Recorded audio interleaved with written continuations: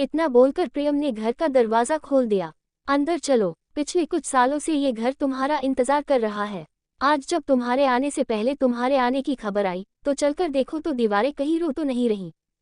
सुनैना ने प्रियम को आश्चर्य से देखा और बोली, क्या तुम पहले से जान गए कि मैं उस ओल्ड एज होम में हूँ? तुम 30 साल पहले मुझे छोड़कर गई थी। मैंने 15 साल पहले इस घर को बनाया और तब से तुम्हें तलाश रहा हूँ, लेकिन तुम्हें पाने की चाहत में नहीं। मैंने बस एक दिन तुम्हारे साथ इस घर में रहना चाहा। ये घर तुम्हारी प्रतीक्षा में है।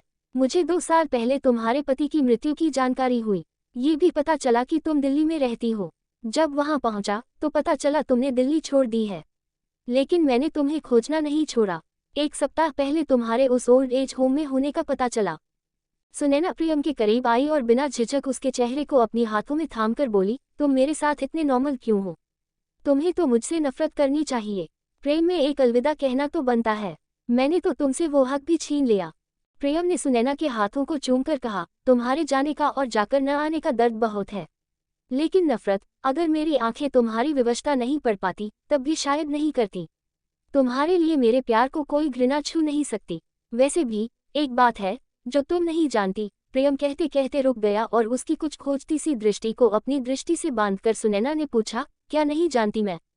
तुम्हारा मेरी दहलीज तक आना और फिर वहीं से लौट जाना। भावावेश में सुनैना ने प्रियम के कंधों को झकझोर दिया और बोली, फिर तुमने मुझे क्यों नहीं रोका? प्रियम ने सुनैना की कमर को अपनी बाहों के घेरे में लेकर कहा, क्योंकि मैं जानता था कि जो लड़की प्यार है नहीं कह पाई वो अलविदा कैसे कह पाएगी। इतना सुनते ही सुनैना की आंखों पर बंधा बांध टूट गया। कुछ देर सुनैना यूं ही रोती रही और प्रियम उसके केशों को चूमता रहा। थोड़ी देर बाद सुनैना ने प्रियम के सीने से अपना सिर उठाया और बोली, तुमने तो मुझे मेरे अपराध के लिए बरी कर दिया, लेकिन भगवान ने नहीं किया। तभी शायद मेरे दोनों बेटे नालायक निकले, कुछ अधिक ही बुद्धिमान। अपनी माँ को यहाँ छोड़कर विदेश जो गए, फिर लौटे ही नहीं। मैं 2 साल रोई, बहुत रोई, लेकिन फिर एक दिन मेरे आंसू सूख गए। मैंने उन्हें त्याग दिया और इस ओल्ड एज होम में शिफ्ट हो गई। घर को किराए पर लगा दिया। नौकरी तो थी ही, लोगों ने मना किया, लेकिन लोगों की परवाह करना तो मैंने उसी दिन छोड़ दिया जब बेटे से त्रस्त अपने मम्मी पापा को घर लाई। मेरे इस निर्णय से विनय, मेरे पति, बहुत खुश नहीं हुए, लेकिन मेरी नौकरी मेरा संबल बनी। और फिर अपने सास ससुर के प्रति भी मैंने प्रत्येक कर्तव्य का निर्वहन किया। उनसे कुछ करने की तो उम्मीद कभी नहीं रही। मौन की थी, वो मिल गई। तुम्हारा हर निर्णय सही है। अचानक जैसे सुनैना को कुछ याद आया और उसने पूछा, लेकिन तुमने अपने परिवार के बारे में तो कुछ बताया ही नहीं। प्रियम ने सुनैना को सीढ़ियों पर बैठने का इशारा किया और उसके बैठते ही खुद भी उसके पास बैठ गया। बताने लायक कुछ विशेष नहीं है।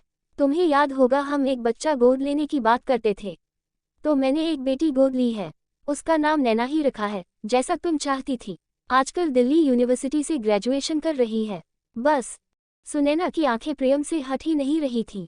उसके होंठ कुछ कहने के लिए ऐसे हिले मानो बड़ी मुश्किल से खुल रहे हों। तुम नैना को ले आए, तुम हमारी नैना को ले आए, लेकिन तुम्हारा क्या? तुम्हारी जिंदगी तो अधूरी ही रही। क्या तुम्हारी जिंदगी पूरी हो गई? प्रियम के इस प्रश्न पर सुनैना ने अपना सिर झुका लिया और जब उठाया उसकी आंखों में दर्द का एक सैलाब आकर जा चुका था। तुम्हारे बाद मैं फिर प्यार नहीं कर पाई। विनय को अपना शरीर दिया, मन नहीं दे पाई। तुम्हारी होने के बाद मैं खुद अपनी ही नहीं रह गई तो किसी और की क्या होती। ठीक उसी समय प्रियम ने देखा ढलते सूरज की लालिमा सुनैना के माथे पर पड़ रही है। उसने सुनैना के चेहरे को अपने हाथों में लेकर उसका माथा चूम लिया। सुनैना के होठों पर 3 अक्षर का प्रिय नाम फिसला, प्रियम। चलो सुनैना, भीतर चलो। ऐसे ही वीडियो देखने के लिए हमारे चैनल को लाइक एंड सब्सक्राइब करें। Thanks for watching.